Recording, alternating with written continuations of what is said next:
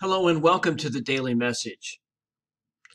Today, the church observes an optional memorial, the memorial of the most holy name of Jesus. And so on this day, I offer for your reflection this passage from the letter of Paul to the Philippians, in which he talks about how exalted the name of Jesus is and why it should be exalted. The passage reads, "Have among yourselves the same attitude that is also yours in Christ Jesus, who, though he was in the form of God, did not regard equality with God something to be grasped.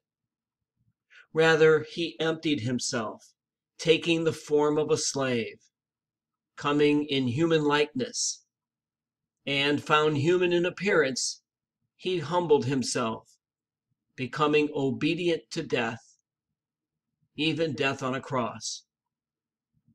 Because of this, God greatly exalted him and bestowed on him the name that is above every name, that at the name of Jesus every knee should bend, of those in heaven and on earth and under the earth, and every tongue confess that Jesus Christ is Lord, to the glory of God the Father. Amen." Thank you for watching and listening, and have a wonderful weekend.